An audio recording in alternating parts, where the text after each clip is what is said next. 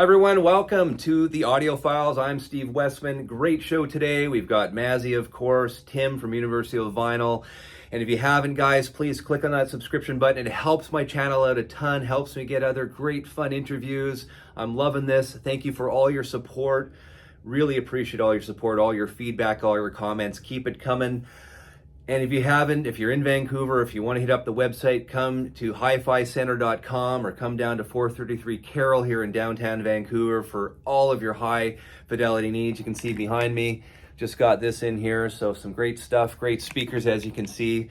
Let's get to it. Other side of the Audiophiles, the Mobile Fidelity Audiophile Roundtable discussion. We'll see you in a bit.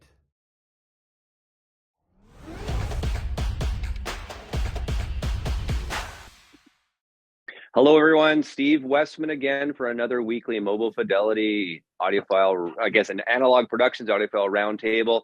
I'm excited to report that my credit card got charged for the Exodus. So it's going to be exiting Kansas and coming to Vancouver, Canada pretty soon. So I'm excited about that. I got that notification this morning on my credit card. So hopefully I didn't notice it. Hopefully in the next week it will land on my steps so I can play it.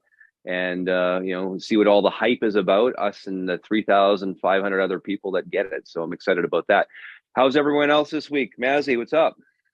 I'm good. We had a little bit of snow here, but I'm good, and we can talk about some MOFI represses that have come in. I want to do that. Are we talking about news? Am I? Well, we can talk about news, and I know Tim, you wanted to talk a little bit, some stuff as well today. So I mean, sure. I think there's a lot going on, and then we can sort of talk more about, some of the records we might be spinning or some of the stuff that's going on. I mean, I'll start from the top. I mean, we know the whole MOFI lawsuit is still ongoing and still pending. The last time I talked about it on my channel, I was talking to Michael Fremer about it, and I was under the impression from what I've learned that it's going to take a while. And it turns out that the other 4 lawyers involved in the other classes basically are trying to, halt it right now or get a stay of proceedings to have a look at it. Because I don't think they're like the deal that's pending that I guess the first class people put forward to the judge. I think it's in Washington. I think the initial one was. So there's going to be they're halting it right now or staying the proceedings and having a look at what happens next. So I don't know. I think in the end, and you guys, we all talked about this, in the end, you'll probably just get your money back plus shipping. I mean, you'll get a shekel. You'll get a few shekels. I don't even know if you're going to get like that, that whole coupon thing where you get like a 10% coupon to buy something else at Mobile Fidelity or Music Direct. I don't think that's going to fly in the end because they're not going to go by values. So what that you bought it for $125, $150 now, Janis Joplin Pearl's worth $60. There's no way, there's no judge, there's no court that's going to look at that and say, oh, that's too bad you lost money on the aftermarket. They don't care. You're going to get face value, move on. That's what's going to happen to this. I don't think MOFI is going to get hit as hard financially as everyone thinks. Well, for me, big nothing burger. For me, it's not an issue in terms of that the one steps. I've never bought a one step. I don't go near the one step for a lot of reasons. I just got, there's one I'll get when we get into a repress of something that apparently is going to be a one step, and I don't really care. This is great. I'll talk about that. I do want to mention, since we're talking about MOFI, those of you, I don't know who watch your channel, other vinyl community members, Melinda Murphy, who's newish record collector, and she's been on this roundtable. I had her on. Yeah, and I really like. Yeah. We have a amazing bit of connection. We've corresponded. We've done things together. She's obviously a newer collector than I am, and not that one's bet. So she's introducing newer people, and she's learned a lot. She'll admit that to her. But she was invited by MOFI to go from Kentucky to California, Sebastopol, and I'm hoping that while she's there, she takes like a half hour more. You go into the wine country, taste some wine, have some great food. It's a beautiful area, my neck of the woods, Northern California. Yeah. But she's going to sit in on a mastering session for a Van Halen one step. Now, that is her number 1 band. I think she's wrong because her number 2 band's the Beatles. I think it should have reversed, but I agree. I can't judge. I'm whatever. Well, Mazzy, maybe we can convert Melinda at some point. Get her on she the loves Beatles the Beatles. side. That's okay. That's okay. Hopefully she's going to bring her camcorder and shoot some behind the scenes video there. Oh, absolutely. But what I want to I think MoFi should do more of this and should have done this 6 months ago. Sure. I think this is a good thing. Now, she's not a journalist. Michael Fremer's going to say she's not a journalist, but that's not the point.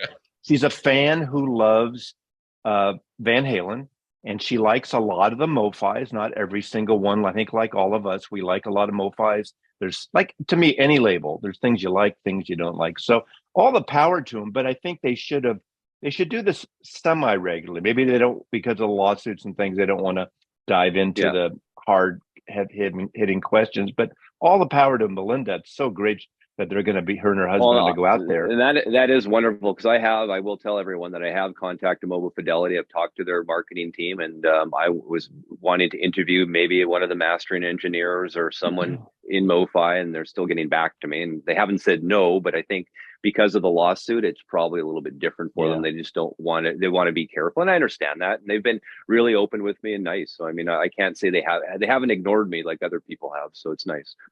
So, do you know the channel, Mike in Chicago from Hub Tunes? It reminds me, they reached out to him last summer, kind of behind the scenes. And, but I agree with Mazzy. I think they need to do more of that, kind of reach out to the vinyl community, in quotes here, and, do a little PR and a little goodwill, and they'll start to kind of put this in the past, My thing would be, it'd be really cool for the vinyl community if Mobile Fidelity, one of their representatives, did a live stream and answer questions live to all the VC community. That would be really cool. I don't know legally if that's able. They're like the Wizard of Oz. They're like behind the screen, and who is Oz at Mobile Fidelity? Jim Davis. I do want to take a swipe at the Hoffman forums, and I'm a active participant. You are. I've seen your name there a lot. I've been for 14 years now. So I'm there, and I do my little snarky thing, which doesn't translate well when you're writing it out than it does on screen. But I do want to say, because this thing came up about Melinda going out there, and some people took this stab and they used that as a way to say, oh, she gets free records, so she's, you can't trust her reviews. That's the same thing they said about maybe Michael 45 when he's selling acoustic sounds. They say if I get free records, and I get some free records, not a lot, but I get some, and usually I think almost every time I do, I mention it. Now, my point is that first of all, she's never up till now, as far as I know, gotten free Mobile Fidelity records, and she's pointed at what she liked. Now, maybe with this, maybe she'll get a free Van Halen one. All the power to her, and she should. We are, in a way, expressive. We're like reviewers of the 21st century of print reviewers. And my history going back in the record business and all the reviewers I knew, reviewers get free friggin' records from labels. That's the point. Doesn't mean you're getting greased and you have to like everything. No, that is the point of promo. Every promo thing you see in a used store, somebody got free. Well, it's smarter for us to get promos, because obviously we've got some viewerships, a lot of views, and people want to see it. I mean, I got my first promo. I did a review on it. It was the Alan Parsons project. They sent me a promo box, and I said it right up front. I was very grateful to get this for free, because it costs a lot. These boxes are a lot, shipping to Canada. So I was very happy, and I did an honest review of it, and I really liked it. I really did. It was a very good sounding collection, and I even told the fellow that basically gave it to me, I'm going to be honest with you, and if I didn't like it, I would tell. Simple exactly. The Lennon and the Universal estate, the Lennon estate sent me those the 2 years in a row, the reissues of the anniversary reissues of Imagine and Plastic Ono Band, the box sets, the album, and the CD collect.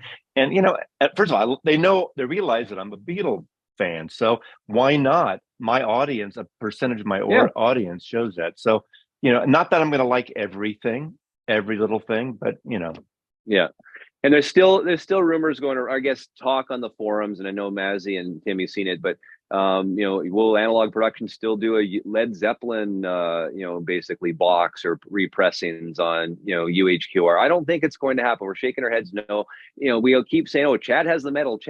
I've asked Chad if he's had the metal. He didn't even give me a straight answer on that. So he has some of it, I understand, not all of it. Not all of it. And I think it's a licensing thing. I think Jimmy Page wants control of it. They don't want a middleman to basically give their profits away. So why would they? It'd be amazing. It's really I don't see it happening. Sorry. He can have all the metal he wants. He's got to have licenses and agreements in place with and then cash up front to give the boys too, right? It's not just going to be print presses. My take on that is I own a copy of the 33 Led Zeppelin classic, the second album. I really like it. I think it's slightly bright, but I like it, but it's slightly bright. And that's mastered by Grunman, by the way. Right. In my possession for 6 months, I actually had the Anvil case. My friend Coffee Dave had the Anvil case. He played it once, and he said, I don't really want this. Do you want to sell? Actually, he brought it to a local record store here, Easy Street. They had it for 6 months on consignment. They couldn't sell it. This was 5 years ago, though. And so he brought it to me, and I didn't get around to it. I listened to him once. And that's the one-sided double 45, which to me is ridiculous to have one-sided anyway. Yeah. And I liked it, but I didn't love it. I thought some of it was too bright, but we ended up selling it for $9,500. I sold it for him after, when I put it up. So what is that? What is that metal box going for now on Discogs? Is it like $20,000? Is that how much, or 15? One went for $20,000, and that's only the one that was sealed by what's his name? The Classic Records guy. The Hobson guy. Hobson, his version. I think Acoustic Sounds had one they sold for 13 or 14 grand. We sold for 9,500 and we were happy. I got a cut. He said, I'll give you a cut if you sell it. I'm a photo agent. I'm an agent. So it was great. So Tim, like the conversation we'd have to have with our wives to get that box. Hey, honey, I'm bringing home a $20,000 Led Zeppelin box. It should be fun. I mean, that would be I couldn't do it. It's a good sitting stool. I have separate accounts for that kind of stuff, so that wouldn't be broached. But I'm just thinking about classic records, Steve. You're the interview guy. That Michael Hobson, is it Michael? Anyway, he would be a really fascinating interview. He's done a few interviews here. I think he did one with Chad, but he got so many licenses to such a wide variety. You know how everyone's always complaining to Chad, hey, how about something modern from the 1990s? He actually, Hobson, got all those different licenses. Like people like Beth Orton, who's a great artist. I picked up I found a Classic Records cut of one of her great albums a couple weeks ago, and I'm like, man, it made me think more about classic records. Well, think of it. It was a time when CDs were king, so the labels didn't give a crap about making more vinyl. So, hey, you want to do the vinyl? Give us money. Here's and it wasn't exactly. And interesting to say that because Bernie Grunman did the mastering, and because it was such a CD environment back then. I can guarantee he would have worked really hard on the mastering of those albums to make them sound perfect, which they do. I mean, I've got the classic Zeppelin 4 album, the Sign album. I love it. It sounds incredible compared to my original Canadian cut as well. So I really like this album. I mean, I have a bunch of classical. I have a bunch of classical stuff from that I got from my friend Coleman, the Coleman collection that I kept, and it's great. It sounds really good. But Chad's been doing a lot of those already too, which is great. So. So I mean, I think it's all about licensing. It's all about cash up front. I would assume you need licensing, but you also have to pay these guys too, the label and the artist. So I mean, it's all about how much money you have in your bank. And I mean that's why the Beatles will never leave Abbey Road, and they're never going to get a third party to do any of the Beatles cuts. It's all going to go through the Abbey Road studios. And I know, I'm sorry that I interrupt, because that just sparked the thing about tomorrow is George Harrison's 80th birthday. Okay. And George Harrison, the catalog went to Dark Horse Records, which was Harrison's label back in the day, but he was never on it. He was never on it. He was still with Apple. And he would have been at Apple and And so now the entire catalog is coming from Universal, going to BMG, which is doing this, and he's talking about elaborate packages and all that stuff. And I'm going to do a video on this because my guess is they're not going to do I wish they would do at least the main album, a good all analog cut, and then all the outtake stuff. That's fine. Like Beatles Revolver is a perfect example, the mono Revolver. But I don't think they will, because Abbey Road is so they don't almost care about the analog unless there are exceptions.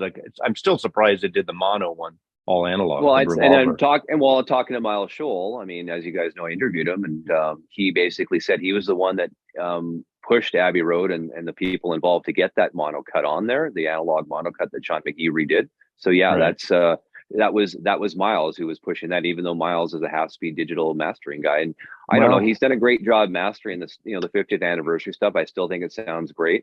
And I expect there to be more big Beatles announcements. I don't know if Rubber Soul will be next, but I bet you it's a money-making enterprise. They've obviously did really well with the Abbey Road and all the 50th anniversary stuff and the Revolver box. I expect some more stuff coming from the Abbey Road studios with Beatles. It might not be Rubber Soul, but I think something will happen. I really do. It's money, right? The estates want money.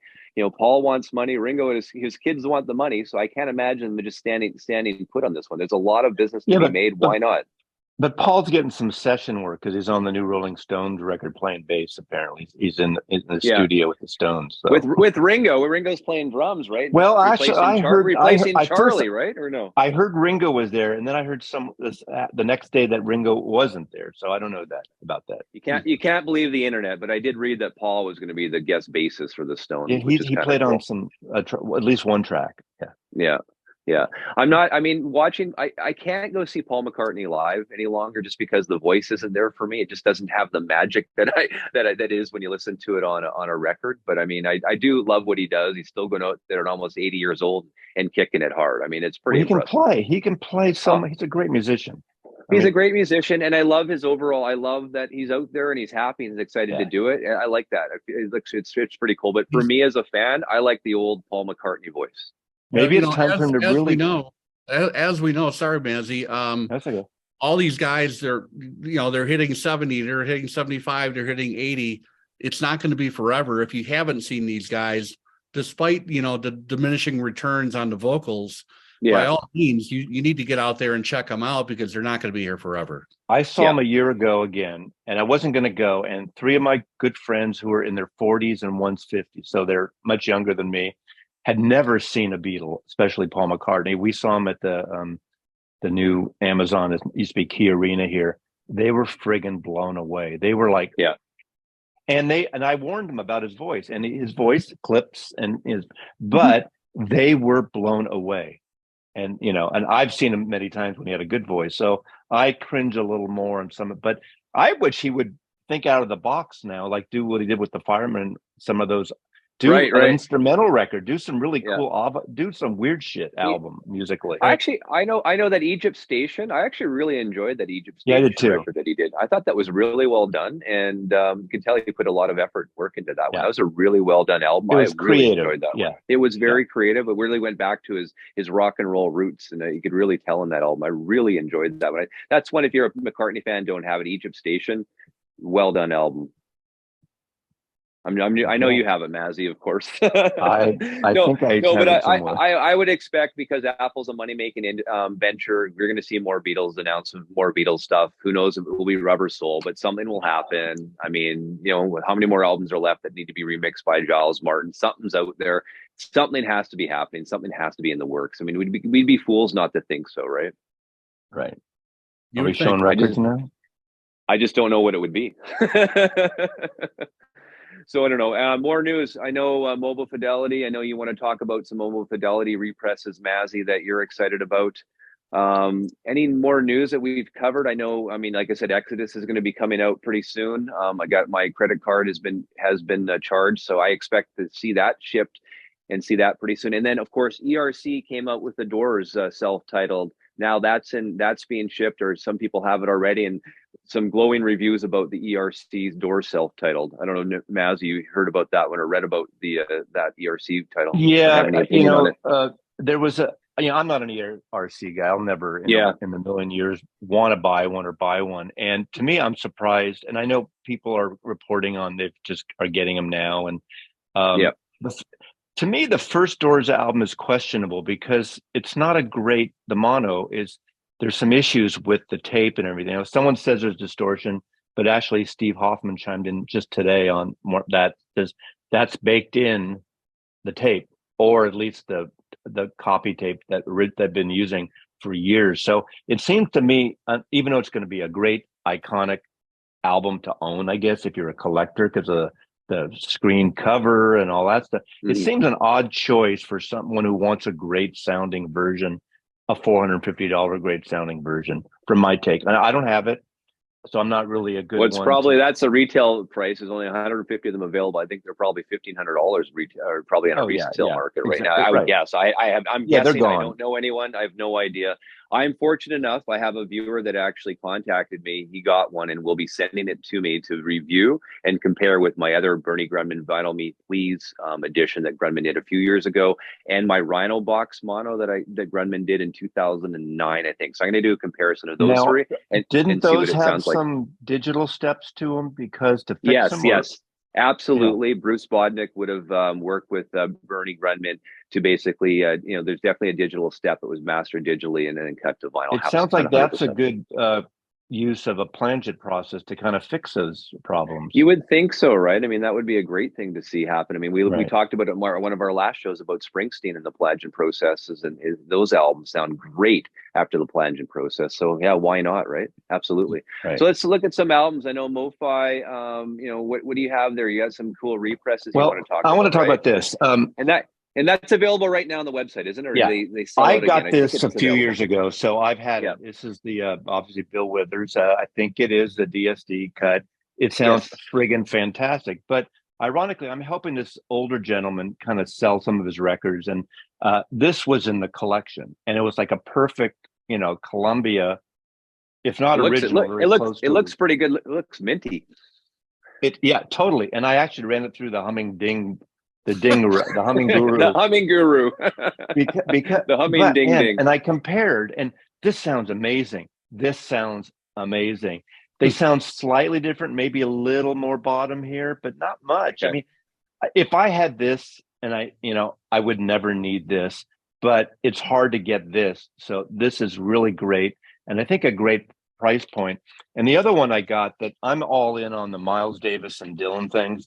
And I got this, and this is what I was referring to. I think they're doing a one-step on this, and I can't even imagine buying a one-step on this. I don't know how, if they're divided. Is a one-step going to be 45?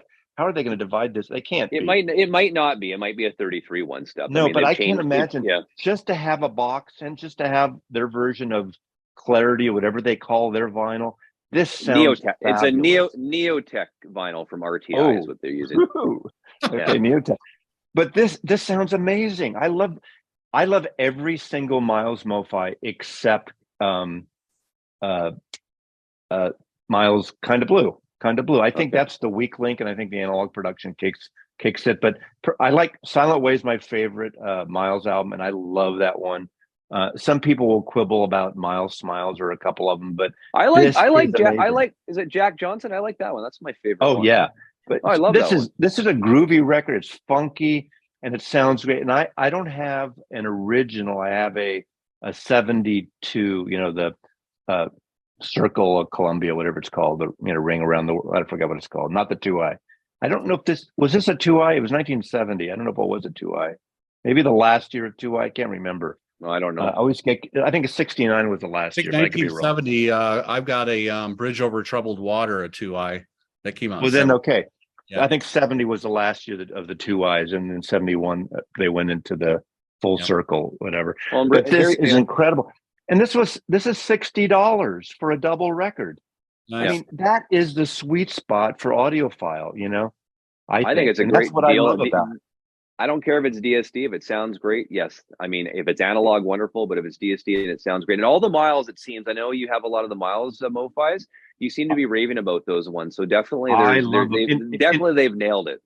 Yeah, I love them. And in fact, when I did my conversation with Joe Harley, and Joe Harley, who works with Kevin on all the analog, he says, according to him, I'll quote him, he says, these crush the originals. Yep. His quote. Now, there are probably exceptions, and it depends on your taste and what you like and if you like a certain balance and your room and your rig. But this is incredible.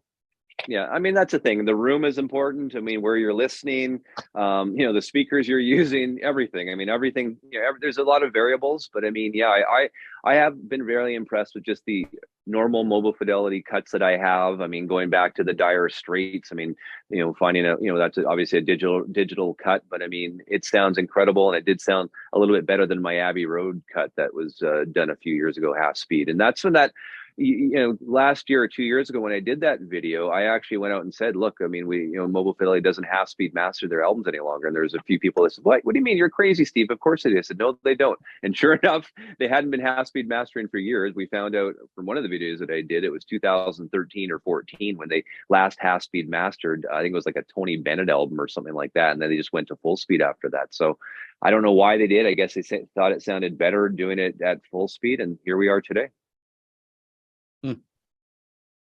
What do you got for us, Tim? Just a repressing tidbit. If you don't watch the In Groove Mike's videos every Thursday, they're repressing the double 45 cut of Rumors, mastered by Kevin Gray, all analog. This is absolutely incredible. And Steve Hoffman, I think. Didn't they both do that one? I think Steve Hoffman and Kevin Gray, yeah. But yes, both of them did. It's $50.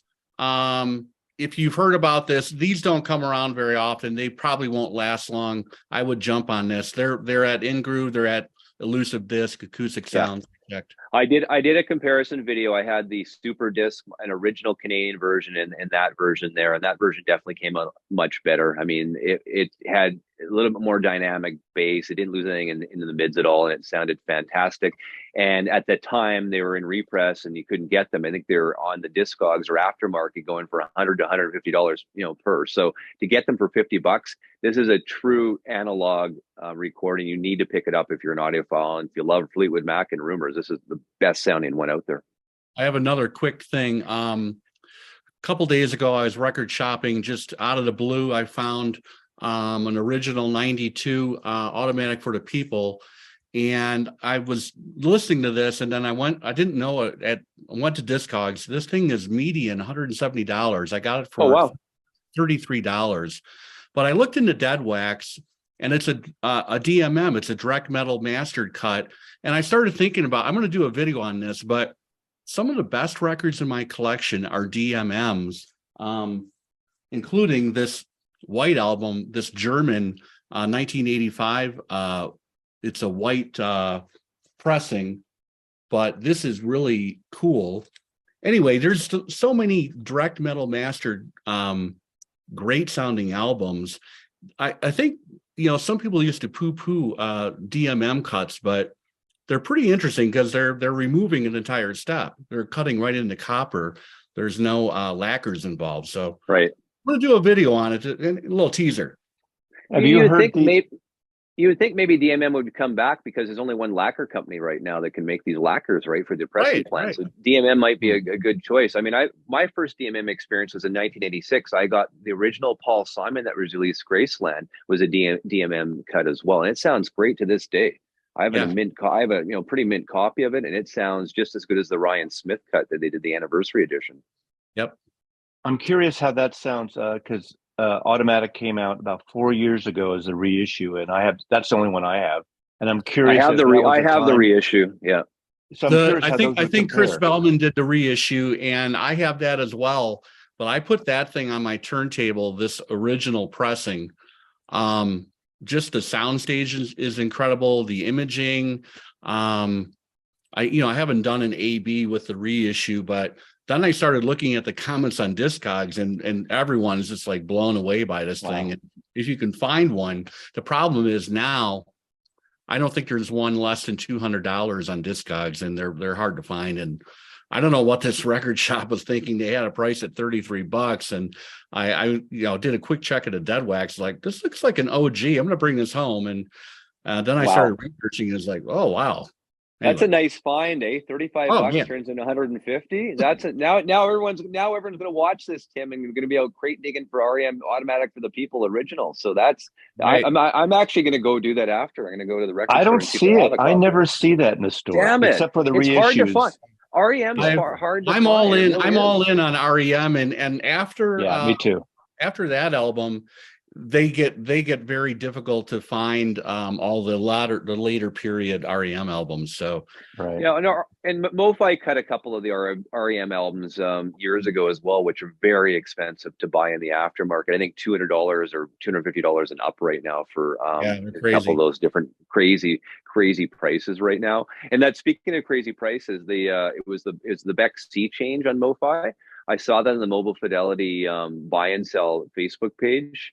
They're $825. It was. I saw that. On the page. Did you see that? I was like, oh my god! Crazy. Did it sell? So, I mean, or is that an ask? Did it sell? I don't know. I don't know. But I just saw the price and I was like, wow. It did motivate me. So I went and found an original for $50. Yeah. The MoFi one is really, I have the MoFi one. It's really good. Now there's two. There's that one and the pink one. I don't know which one was for sale. I think it's the pink one's for sale. Yeah, I don't have the pink one. I mean, I don't need I think it was really limited to. It was limited to 1,000. Is probably why it was limited copies. Is why it was so expensive. It's a really good. What we need is a repress of the what's the album? He sounds like Prince on it. Vultures. Midnight Vultures. Yeah. You know, I just did a video on Bjork and Beck because they both are just about 30 years now, and to me they're two artists that are adventurous in their music. They try different things. Now you could quibble what direction you like, the moody Beck or the disco dancing funky Beck, but that album is the best album Prince never made. You know, and he's been teasing apparently for over a year now on Twitter, and that there's a repress coming of that. So we will be repressed within. I'll jump on it. Yeah. Oh yeah. It's such a soulful, funky record. It's great. He's back to he's got a new single out. He was on Jimmy Kimmel, I think, last week. He's back to kind of Sea Change and morning. Singer-songwriter acoustic kind of thing. Yeah. It sounded good. I do want to show another record just because go for it. I want to get some new blood out there. Buy some new music. Now, this guy's probably 50 years old now, so he's not a youngster. He's been putting out records. But the new album by Bill Callahan. Bill Callahan is kind of an Americana, very low baritone voice, kind of repeats himself, acoustic bass for the most part. And he puts out a record about once every year and a half. I am all in. He had a moniker for his first few albums 25 years ago under the name Smog, not Golden Smog, but Smog. This one new is called Reality. It's a double album. It's on Drag City. And what his records are soft and slow and moody and serene and folksy, but with a little bit of extra instrumentation. Sometimes there's horns, sometimes there's strings. It's a beautiful record. It might bore some people, but it's a beautiful record. But the thing that we're talking about, all these special quiet vinyl and stuff, what I played this, and the archivist and I were listening to this, and I had it kind of turned up a lot. And I didn't hear one click over two records. And Drag City Records, you don't think of them as this, great. I don't even know where it was pressed or who mastered it, but it was one of the best sounding, quietest records. And from Drag City, really? So I highly recommend, if you like Bill Callahan, pick this up. It's a beautiful record. If you like his how much are they selling for? So everyone knows. Is it $45 maybe? I mean, it's two records. I don't think it's 50. It might have been 50 with shipping, whatever. I pre-ordered it from his, I pre-ordered it like probably 3 or 4 months ago. Totally forgotten it showed up about a week and a half ago. It's funny when you pre-order and you start thinking, oh, I see that's coming out. Did I order that? That's the danger of pre-orders, Speaking of pre-orders, I know Analogue Productions, or Acoustic Sounds, Chad was going to make another big announcement, or I don't know if that's still happening now. I'm a little bit, I can't follow it all. I think there was an announcement. Now Chad watches your this stream, and I know him and I are symbiotic sometimes, but in that Hoffman forum, there's a running joke about his big announcement. It's always like in the Tom Hanks movie, that home renovation movie, 2 weeks, 2 more weeks, 2 more weeks. And there's a running joke in there about 2 more weeks he's making a big announcement. And that's been a year thread. So we're waiting for that. And maybe it has a lot to do. We talked last week, the Steely Dan. The first one sold 9,000, or the second one sold 9,000. The first one sold 10. So we're waiting for Pretzel Logic. We're not sure when that will happen. I know when I spoke to Chad, he said every 80 to 90 days, he was expecting to release a new Steely Dan UHQR. So I think we're at that stage where Pretzel Logic should be out probably by sometime in March, if my math is correct. So, and then there's this big announcement. I mean, I guess the big announcement was an Exodus. So I'm excited to see what else they have in store. I know, I mean, I had Eric on my show last week, as I'm sure you guys saw, and he was, you know, he was upset about the whole website thing and not being able to get his order. And I mean, in the end, I got mine. I wasn't too worried about it. I mean, I waited and I wasn't too worried. And later on that night, I was able to get one. So I don't know what the big deal is in the end. I mean, he sold out, and I guess we'll wait till next week when we get Exodus. For my money, and I've said this before, my favorite things in the last few years are the represses of Chad Acoustic Sounds doing the Prestige series. The 50, 100 titles. I don't get all of them, but I probably have 50 of them, maybe, or 40 of them. And they are so good. Almost the jazz and a few blues titles, they are so good. $40. I mean, Chad, I love those. We love those. We love the great covers. They're not gatefolds. I had a coupon from Barnes and Noble, and they're actually carrying a lot of these. This is one of the Impulse, Minkus. I saw that. Yeah. $40, and I had a nice little coupon from Christmas, so cashed it in and picked that up. Anyway, but yeah, they're incredible pressings, and he just did a video, like a little update yesterday. I'm definitely looking at the I'll pick up Bags Groove and Relaxin', I think.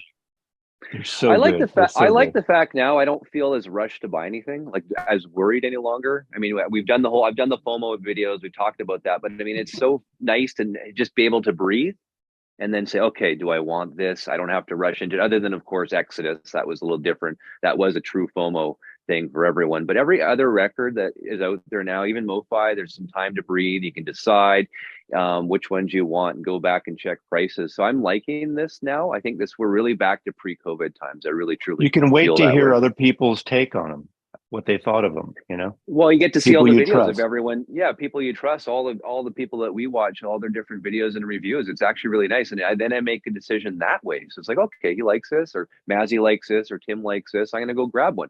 Like, for instance, now you want, the original Automatic of the People. I want one because obviously you've listened to it. It's definitely, and also too, it's, if you can pick one up for $35, if you're a flipper, which I'm not, you're not going to. That's a rarity. I think Tim got lucky, right? Tim, you got lucky. You better play the lotto thing tonight on your I think Super Bowl or whatever they call it. Yeah, I think before we go, you should go back and let him know you've made a mistake. You're screwing the small record owner. I spent enough money there, so whatever.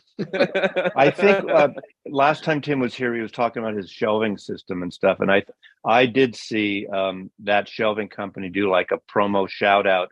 An example, and showed his photograph with his. So that's a great system. Now we see it kind of packed up and full up. Let's have a look. Let's have a look. Can you move it over a bit? Let's see. It's all loaded up now. And I have room on the bottom. I've got the whole bottom shelf available. The cool thing is I went out and bought a nice chair. I didn't get the Herman Miller $7,000 chair, but I have a nice leather recliner. Perfect situation. Yeah. I haven't listened to records properly for 6 months, and I just sat down and I put on that Columbia 2i of Bridge Over Troubled Water, and then I had the Classic Records record. And my wife was upstairs last night. I came downstairs and played those two back to back. I had a little bit of scotch. It was just. I'm very happy right now. Does your chair have a cup holder? It does not, but I have a little ottoman next to it where I can kind of put the album, and I got to get some kind of a coaster situation because it's a leather ottoman. But it's not a Vinyl Community branded Lazy Boy. No, no, it's not. It's not. Hey, maybe you can do a Mazzy Lazy Boy. You can design a Lazy Boy for the Vinyl Community. Mazzy. I don't. That would be take a cut of that. How about a University of Vinyl Lazy Boy, something like that? I don't know. We'll have to talk to the people. People have a fit when you get new records. If you start like branding furniture and stuff. You know, Yeah, it's bad enough doing a couple of T-shirts here and there. Well, So. I will be excited. I mean, you're mentioning Melinda Murphy at the top. She's a friend of the show. She's been on the roundtable.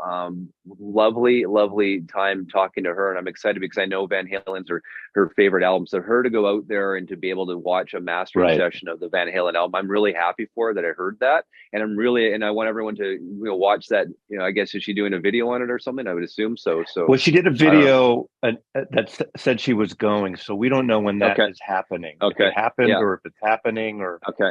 So check that out when it happens. I'm excited to see the equipment that MoFi uses as well, right? Their whole mastering area in California. So good for her. We don't even know if she's going to be allowed to film anything either. Okay. I don't, like I said, I don't know. Like I have contacted MoFi and they've gotten back to me. I know they work with a PR firm when it comes to like dealing with people like ourselves on YouTube. So I'm hoping to get an interview with someone out there at some point. Good luck. They need to be more. They need to be more visible. But maybe after this whole thing like plays out, maybe they will be. Well, and you look at it, the social media, the YouTube, that's the way things are really running for these companies. I mean, I know, when I did the interview with Kirsten Edkins and Kevin Gray, I mean, that worked really well because it got a lot of people exposed to the all valve system that Kevin was doing. And of course to Kirsten, who was just a lovely person. I really enjoyed my conversation and chat with her as well. And that reminds me, so everyone that's watching, I'm going to be doing my first live stream interview, and it will be with Kevin Gray on March the 17th at 2 p.m. Pacific Standard Time. I was going to say, doesn't he have some kind of an announcement coming up, like his next project? I don't know, but that will be on the lot. We'll have a live stream. Kevin Gray from Coherent Records or Coherent Audio, March 17th, 2 p.m. Pacific Standard Time, where the viewers can ask questions to Kevin for an hour. I think it'll be lots of fun. You bring all the heavy hitters, you bring all the cool people, and it's because, first of all, you're great. You're so joyous and optimistic, and you love it. And I think a lot of people always say, how do you get these people? A lot of times people just don't bother asking, and they're not going to go on every show. But I will tell everyone in the vinyl community, I ask a lot. I get rejected more than I get yays, just so everyone knows. If I was to, my percentage is a fail if I was going to university right now, just so you know. Yeah. So the amount of people I just got turned down last week, and I won't mention who, a very big one who has a book coming out, like a photo book, and I was trying to tie it with my photography side and it was a big fish. Yeah. And don't they know who you are? Come on.